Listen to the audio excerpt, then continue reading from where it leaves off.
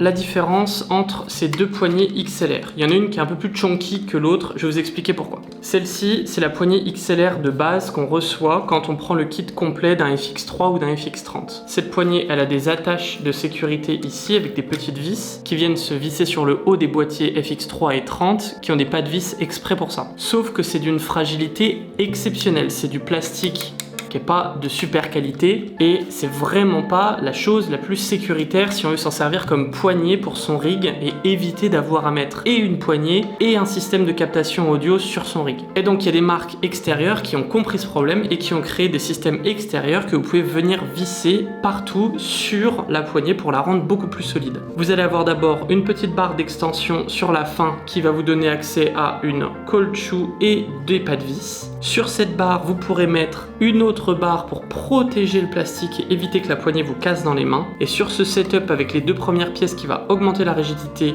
de la poignée, vous pourrez venir mettre une espèce de coude métallique que vous voyez ici, qui dispose de plein de pas de vis pour augmenter vos capacités de montage, mais surtout qui protège l'unité de captation audio qui est en haut, qui est la partie la plus fragile, parce que vous avez souvent vos câbles XLR qui sont branchés là, et si quelqu'un marche dessus ou tire, c'est souvent cette partie-là qui se casse, qui se déchausse. Donc la poignée XLR, si vous l'achetez en kit, elle va vous revenir à peu près à 400 ou 500 € de plus. Si vous l'achetez unique sur Amazon, elle est malheureusement à 700 €, ce que je trouve beaucoup trop excessif pour l'objet. Et si jamais vous voulez rajouter tous les petits éléments par-dessus, je pense que vous en avez environ pour 80 ou 100 € d'éléments supplémentaires pour sécuriser cette poignée. Je sais pas s'il y a que moi que ça dérange, mais je trouve que c'est dommage qu'il n'y ait pas d'autres systèmes en hot shoe qui sont compatibles avec Sony, qu'on puisse brancher sur le haut de la caméra ou dans des rigs pour pouvoir récupérer des audios XLR plutôt que ce truc-là qui vaut forcément 700 €. Alors que pour 700 €, vous pouvez avoir une full table de mixage Rodecaster